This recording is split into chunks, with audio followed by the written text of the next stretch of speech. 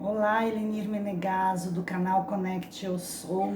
E hoje eu gostaria de falar muito a respeito de um transtorno que eu não gosto muito deste termo, transtorno. É como ele é classificado até hoje, até o momento, perante os estudos que nós vamos acompanhando. É o transtorno de déficit de atenção e hiperatividade. Ele tem uma sigla pequenininha, que é o TDAH, transtorno de déficit de atenção e hiperatividade. Já pensou alguma vez se o seu filho, o seu marido, as pessoas que você se relaciona no trabalho, as pessoas que você mais convive, se elas desenvolveram ou estão desenvolvendo, no caso das crianças, o déficit de atenção? Quais seriam os sintomas em crianças e adultos sobre o déficit de atenção? Quais são as causas para se ter o TDAH? Quais as condições relacionadas em adultos com TDAH? Quais seriam então as funções, a estrutura do cérebro que estão ligados a tudo isso? Quais os especialistas indicados para melhor diagnosticar? Por que diagnosticar? E se não diagnosticar, quais os prejuízos que nós podemos desenvolver ao longo da vida? É sobre isso que nós vamos falar, sobre uma série de uma sequência de vídeos, porque o assunto é bem extenso. Eu não gosto de fazer vídeos muito longos, prefiro fazê-los pequenos, para que a gente tenha um maior controle e um maior tempo para que a gente possa se disponibilizar a aprender. Então, o assunto é muito longo, ele é um assunto que realmente valeria um curso, mas ele é extremamente importante. Se nós não diagnosticarmos quais os prejuízos que nós podemos desenvolver realmente ao longo dos anos. Existem muitos estudos, e um dos estudos que eu me baseei para fazer e realizar a confecção desse vídeo é um estudo publicado na PubMed, que é um tratamento, o tratamento psicológico eficaz para o transtorno de déficit de atenção e hiperatividade. É uma revisão de tratamentos não farmacológicos em crianças e adolescentes com o TDAH. Então, esse estudo, ele concluiu que os tratamentos não farmacológicos, isso quer dizer que são tratamentos que não entram ainda a parte de medicamentos. Então, os tratamentos não farmacológicos, eles demonstram evidências científicas de eficácia com intervenções psicológicas e psicoeducacionais. Isso é muito importante para nós sabermos, antes de entrarmos com os medicamentos, o que nós podemos realizar, o que nós podemos ajudar as crianças e os adultos quando também não sabem que eles têm este transtorno de déficit de atenção e hiperatividade. Então, quais seriam os sintomas desse transtorno de déficit de atenção que acompanha essa sigla TDAH? Então, os sintomas, eles podem ser classificados de dois tipos. E esses dois tipos, eles se referem a desníveis, descompensações comportamentais, que seria a desatenção e a hiperatividade e impulsividade, que muitas vezes nós não sabemos observar isso nas crianças.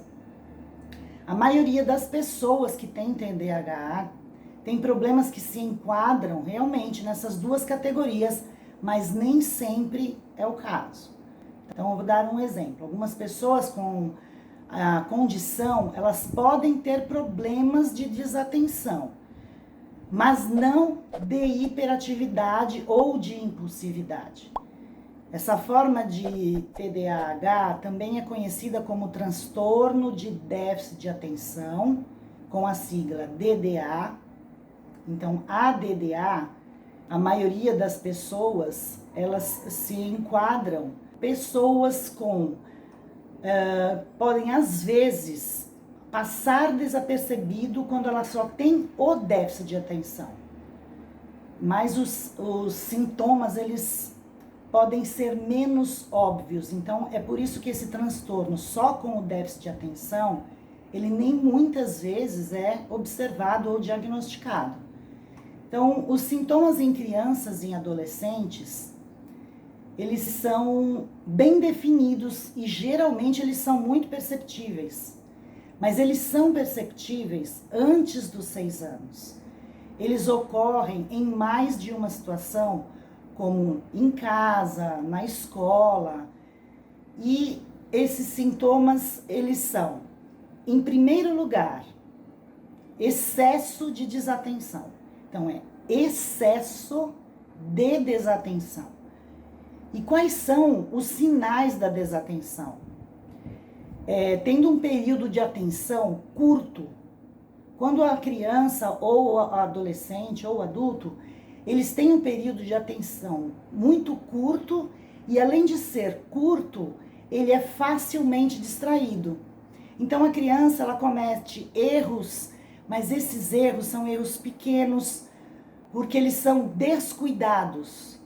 Descuidados no sentido, por exemplo, nas tarefas escolares, eles parecem ser esquecidos, eles esquecem de realizar a sequência, eles perdem muito as coisas, não sabem onde deixaram, eles às vezes são incapazes de realizar tarefas entediantes e demoradas, aquelas que exigem um pouco mais de desatenção. Outra característica é porque quando essas crianças ficam muito tempo paradas, elas se entediam muito rápido. Então, elas não têm muita facilidade em ficar paradas. Elas são principalmente em ambientes muito calmos ou em ambientes muito silenciosos. Eles são crianças constantemente inquietas. Por esse motivo, elas são incapazes de se concentrar nas tarefas. Os movimentos delas são excessivos, elas têm grandes movimentos quando elas estão brincando. São crianças que têm excesso de conversa, elas conversam muito. Elas não gostam de esperar, elas são incapazes de esperar a vez dela para falar, a vez dela para agir.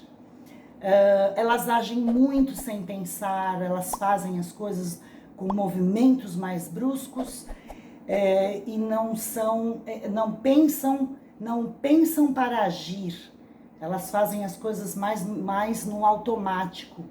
São crianças que interrompem conversas, pouca ou nenhuma sensação de perigo, elas não percebem a sensação de perigo. Então, esses sintomas, eles podem sim causar problemas significativos na vida de uma criança, de um adulto, pode trazer um baixo desempenho escolar, pode dificultar a interação social das crianças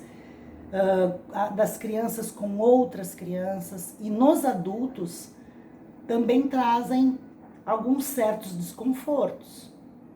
E por isso que nós vamos realizar uma série de vídeos para que nós possamos falar com as pessoas que interagem mais com as crianças, e especificamente com as crianças até os 6 anos, para que elas possam observar, perceber e terem atitudes como atitude de conversar com a criança, atitude de passar uma ideia para essa criança.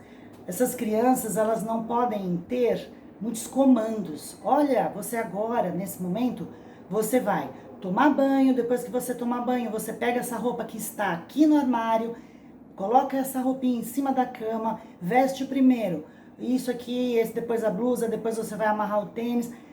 As crianças e as pessoas que têm o TDAH, elas não podem ter muitos comandos, porque elas não conseguem se concentrar. E muitas vezes, os pais, os avós, as pessoas que cuidam das crianças acham que elas são desatentas, que elas não prestam atenção.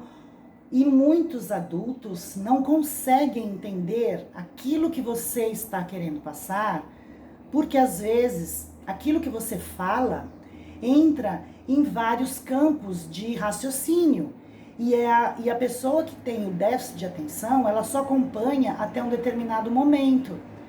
São aquelas pessoas que ficam fazendo afirmações vazias com a cabeça. Sabe aquelas pessoas que olham e vão só afirmando aquilo que você está falando, mas ela não está prestando atenção no que você está falando, ela tem um limite para prestar atenção, e o limite é muito peculiar, é de cada pessoa, de cada indivíduo, de cada criança. E é por isso que é muito bom nós sabermos por que as pessoas que têm o transtorno do déficit de atenção são pessoas que nós precisamos nos comunicar de uma maneira diferente. São pessoas que nós precisamos interagir de uma maneira diferente. E muitos adultos não sabem que tem o transtorno do déficit de atenção. Ele tem, existe, está com ele. E ele se pega em grandes momentos, procrastinando muitas coisas, em muitos momentos da vida, deixando as coisas para frente, ou ao contrário, elas querem fazer muitas atividades ao mesmo tempo, porque é algo que falta em termos deles se concentrarem. Eles têm uma noção inconsciente de que eles têm a dificuldade de se concentrar. Mas eles também não gostam de ficar parados, porque muitos têm hiperatividade. Então são adultos ou crianças que fazem muitas coisas ao mesmo tempo, mas não termina quase nada. E se nós sabemos que lidamos com pessoas que têm esse tipo de transtorno de déficit de atenção, nós vamos saber lidar com essas pessoas. Nós vamos conversar com essas pessoas de uma maneira diferente, a nossa comunicação vai ser muito mais efetiva. Embora nem seja o caso, algumas crianças, elas podem apresentar sinais de outros problemas e outras condições juntamente com o transtorno de déficit de atenção.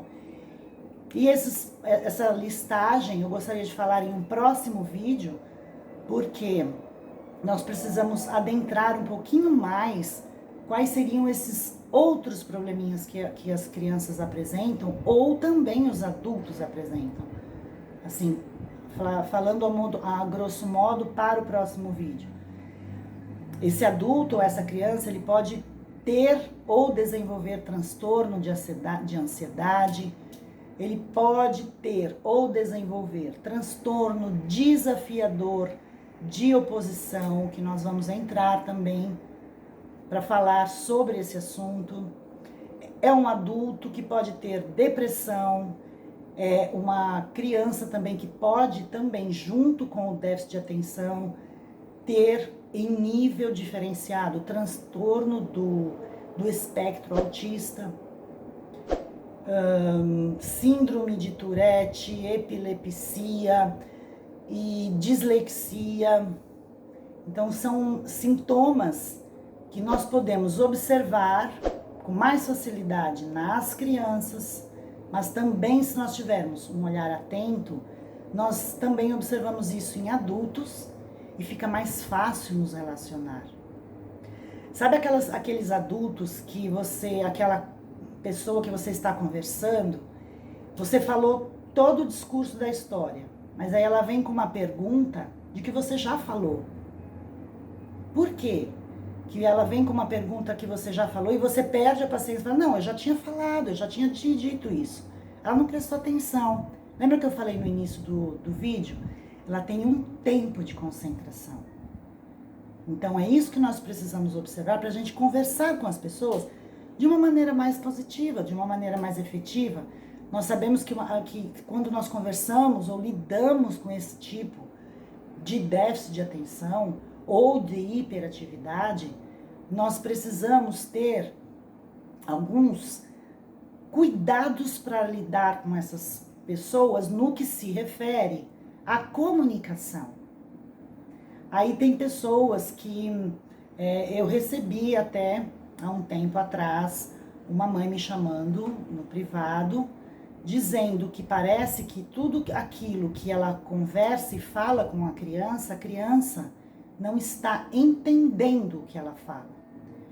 E eu perguntei se realmente dentro da família as pessoas conversam bastante, se as pessoas se comunicam bastante. Ela falou que sim, são pessoas muito comunicativas, são pessoas que o tempo inteiro, enquanto estão reunidos, estão conversando, estão entrando em contato um com o outro, sempre trazendo um assunto. E para as crianças que têm o transtorno de déficit de atenção, elas têm dificuldade em assimilar a conversa que estão tendo com ela frente a frente. Imagine aquela que está tendo uma conversa paralela.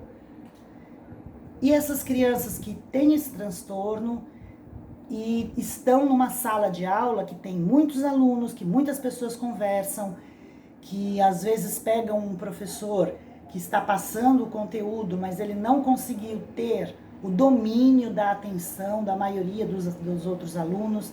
Então, para aquela criança ou adolescente que tem o TDAH, ele tem dificuldade em aprendizado. E isso que é importante nós observarmos. Para o adulto que tem o TDAH, ele tem uma dificuldade em assimilar tudo o que você quer falar, o assunto como um todo, o assunto complexo. Se você passar conversando muito tempo com essa pessoa, ela não vai prestar atenção. É aquela pessoa que ela fica afirmando como um movimento involuntário, ela não interage por que ela não interage? Porque ela tem um tempo de concentração. Então, se nós vamos conversar com uma pessoa, ou uma criança, ou um adulto que você sabe que tem esse transtorno, então você vai agir de uma forma diferente. Então, nós vamos no próximo vídeo falar sobre os sintomas, nós vamos falar sobre quais esses aspectos que vão interagir nessa criança e nesse adulto, como a depressão, o transtorno da ansiedade, a síndrome de Tourette, a epilepsia. Nós vamos entrar um pouquinho mais a fundo a respeito de tudo isso. Se você quiser deixar nos comentários alguma dúvida, alguma pergunta, fique à vontade. Não deixe de curtir o nosso vídeo, é muito importante para nós. Não deixe de compartilhar, porque aquilo que é importante para nós pode ser muito importante também para outras pessoas. Um beijo no seu coração.